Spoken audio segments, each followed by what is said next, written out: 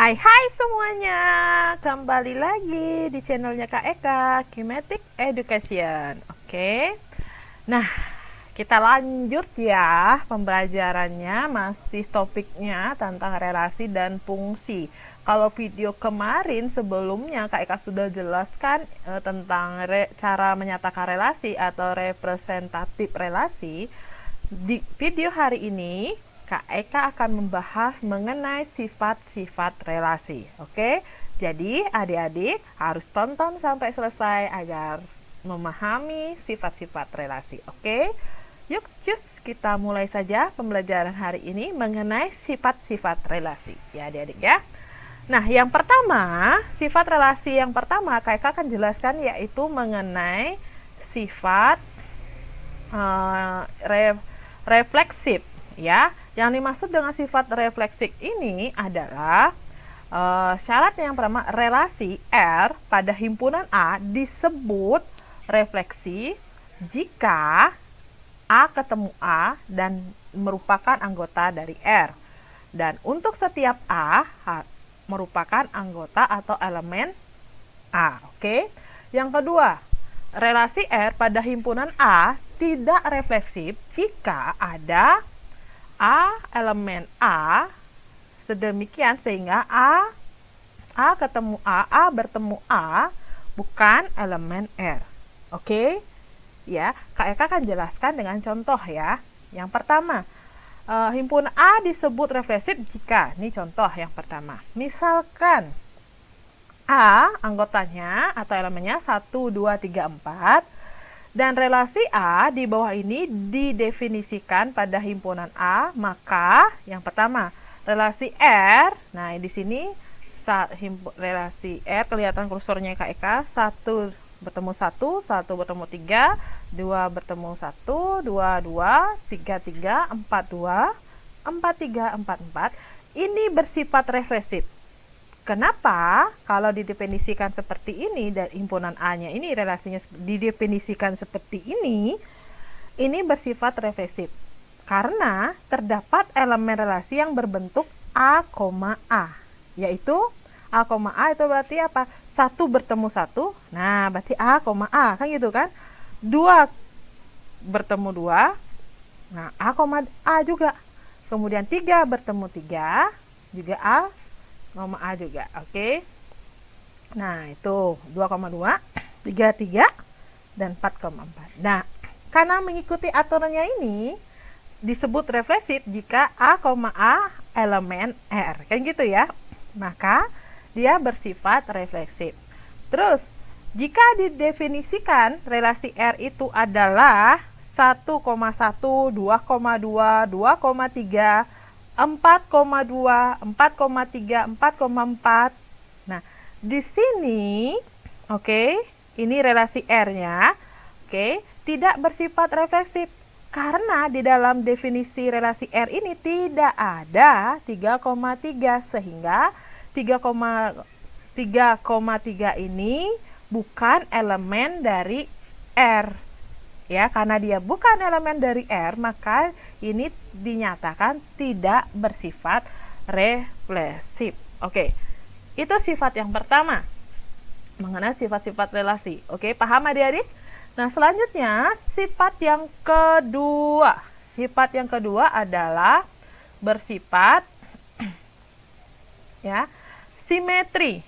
Ya, yang dimaksud dengan sifat simetri adalah relasi R bersifat simetri jika untuk setiap A, A, B elemen R berlaku juga B, A dan elemen R. Anggota R. Nah, gampangnya misalnya Kak Eka punya contoh yang pertama nih.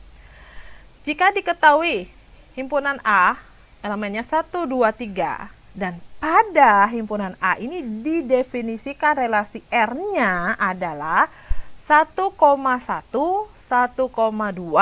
2,2, 2,1, 3,3, maka relasi R ini bersifat simetris. Kenapa Kak bisa bersifat simetris? Karena kita harus mencari elemen AB dalam bentuk AB, BA, dan dia harus berelemen anggota, termasuk anggota atau elemen R. Oke. Nah, di sini kalau 1 ini misalkan A, 2 ini adalah B, 3 ini adalah C. Maka kita cari bentuk AB. Nah, berarti ini 1, 2. Ini A, ini B-nya. 1, 2. Sekarang BA. Yang BA yang mana? Nah, BA 2, 1. Dan ini, ya, anggotanya ini merupakan elemen R juga. Oke. Ada di definisi relasinya. Oke. Sehingga dia bersifat simetris.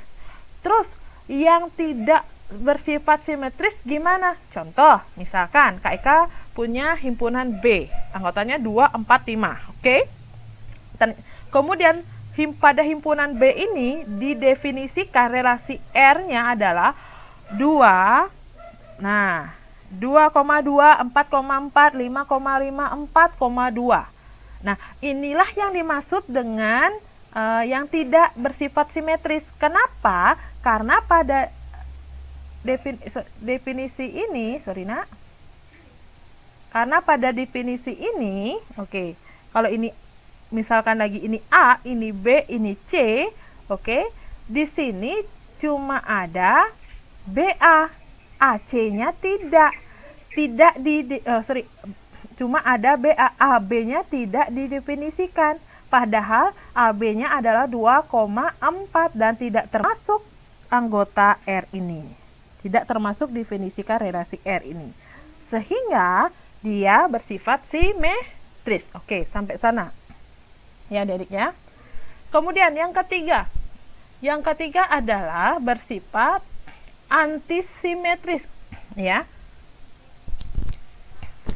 Antisimetris ini adalah relasi R dikatakan bersifat antisimetris jika untuk setiap AB elemen R dan BA juga elemen R. Tapi berlaku syaratnya A harus sama dengan B, ya. Namanya juga antisimetris berarti anti lawan dari simetris. Nah, gitu aja gampangnya adik-adik ya. Contohnya, pada himpunan B, anggotanya 2, 4, 5. Di mana didefinisikan relasi R-nya adalah 2,2, 4,4, 5,5, 4,2. Relasi R ini disebut bersifat antisimetris. Kenapa? Karena ada AB dan BA-nya. AB-nya, oke. Sudah? Sama juga ini BA. Nah, oke, ketemu ya antisimetris. Sudah. Kemudian yang tidak bersifat antisimetris, misalkan Kak Eka punya himpunan A-nya adalah 1, 2, 3, di mana pada himpunan A ini didefinisikan relasi R-nya adalah 1,1, 1,2, 2,2, 2,1, 3,3. Relasi R tersebut tidak bersifat antisimetris karena terdapat 1,2 elemen R dan 2,1 elemen R. Di sini ada AB gitu ya. Kemudian ada BA dan merupakan elemen R. Oke, tetapi A dan B tidak sama. Itu yang membuat dia antisimetris. Oke, itu sifat yang ketiga. Nah, selanjutnya sifat yang keempat. Sifat relasi yang keempat adalah transitif. Yang dimaksud dengan transitif di sini adalah apabila adik-adik ketemu relasi R-nya bersifat transitif jika untuk setiap AB itu elemen R dan BC elemen R, berlaku juga AC elemen R. Berarti kita tinggal cari bentuk AB, BC sama AC. Jika ada itu di definisi relasi R-nya, maka dia termasuk bersifat transitif. Oke, contoh ya. Di sini ada himpunan A di mana 1, 2, 3. Pada himpunan A ini didefinisikan relasi R-nya 1, 1, 1, 2, 2, 2, 2, 3, 1, 4. Nah, dan relasi R-nya ini termasuk bersifat transitif karena kita cari bentuk apa tadi? A, B, C, AC. AA-nya sudah ada. Kalau ini ingat, kayak misalkan ini adalah A, satunya A, duanya B, tiganya C, maka kita ketemu AB. 1, 2. Kemudian ketemu apa lagi? BC, yaitu 2, 3. Selanjutnya kita cari AC, 1, 3. Nah, itu ya tandanya dia bersifat transitif. Oke. Terus kalau yang tidak transitif gimana cirinya, Kak? Nah, kalau dia bukan transitif, dia di luar ini pasti bukan transitif, kayak gitu ya. Oke, tadi simpelnya gini aja. Misalkan relasinya di atas ini yang himpunan A ini, oke, didefinisikan 1 2 1 2 1 1 1 2 2 2 2 3 3 3 3 2. Nah, ini bersifat transitif karena apa? Nah, karena terdapat 1 2 elemen R, 2 3 elemen, tetapi 1 3-nya nggak ada di sini tuh. Ya. Sehingga dikatakan 1 3 itu adalah bukan elemen R karena AC. 1 3 itu berarti AC ya. Karena AC tidak ada di sini di apa tuh namanya? Mana kursornya Kak Eka? Didefinisikan AC-nya tidak ada di sini, maka dia tidak bersifat transitif. Oke, pas adik-adik. Selanjutnya yang kelima adalah bersifat ekuivalen. Yang dimaksud dengan ekuivalen di sini adalah relasi R disebut bersifat relasi ekuivalen jika relasi tersebut memiliki atau bersifat refleksif, simetris, dan transitif. Oke, contohnya misalkan, nah diketahui himpunan A ini, oke, didefinisikan relasi R-nya adalah 1 1 1 2 1 3 2 1 2 2 2 3 3 1 3 2 3 3. Masih ingat nggak? Dia harus bersifat refleksif. Berarti ada ketemu 1 1 ada, 2 2 ada, 3 3 ada. Oke, refleksif. Oke. Yang kedua dia harus mesti bersifat simetris. Simetris berarti apa? 1 2 AB BA. Nah, itu aturannya. 1 2 oke. BA. Nah, ini 1 2 ini AB, 2 1 ini BA. Kemudian transitif berarti kita cari AB, oke, BC, AC, kayak gitu kan? AB, nah ini AB, oke, BC-nya adalah, nah 2 3, sudah. Kemudian AC, berarti 1 3. Karena di sini definisi relasi R-nya dari himpunan A ini ada ada sifat refleksifnya juga ada, simetrisnya juga ada, dan transitifnya juga ada, maka relasi R ini merupakan relasi yang bersifat ekuivalen. Oke, itu sifat yang kelima. Paham adik-adik? Sudah? Selanjutnya yang terakhir adalah bersifat, oke. Terakhir ini adalah bersifat ordering, ya. Maksud dari ordering nama lainnya ini adalah relasi pengurutan sebagian atau partial ordering, ya. Relasi ini dikatakan atau disebut sebagai sebuah relasi pengurutan sebagian jika relasi tersebut bersifat refleksif, transitif, dan antisimetris. Itu tambahnya, ya. Contohnya, oke.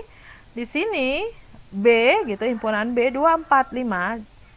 Pada himpunan B ini didefinisikan relasi R-nya 22, 24, 25, 44, 54, 55. Dan relasi R ini tersebut bersifat refleksif. Karena harus ketemu 22, 44, 55. Ada kan? 22, 44, 55. Berarti ya refleksif. Transitif berarti ketemu AB, 24, BC, 45-nya. Oke. Dah. Kemudian AC. Oke, AC, C, 25. Sudah? Antisimetris seperti tadi ya, oke. Jadi di sini ya, karena dia memiliki ketiga sifat ini, refleksif, transitif, dan antisimetris, maka dia bersifat relasi pengurutan sebagian atau partial ordering. Oke, adik-adik, itulah sifat-sifat relasi, ada 6 ya. Semoga adik-adik dengan video pembelajaran ini bisa memahami. Nah, untuk selanjutnya Kak Eka akan membahas lagi tentang relasi. Setelah relasi lagi, komposisi relasi sampai fungsi. Oke? Ya, maka adik-adik harus ikutin video pembelajaran Kak Eka selanjutnya. Nah, bagi adik-adik yang belum subscribe, ayo cus subscribe sekarang ya. Subscribe, oke? Kemudian di like tentunya. Di like, oke, klik like-nya. Dan yang terpenting, aktifkan tombol loncengnya ya adik-adik ya. Dan harus di-share ke teman-temannya karena kita ingin belajar bersama-sama. Bersama itu enak, oke? Terima kasih untuk adik-adik yang sudah mengikuti video pembelajaran KIK dari awal sampai akhir. Sampai ketemu ke video pembelajaran selanjutnya. Bye-bye!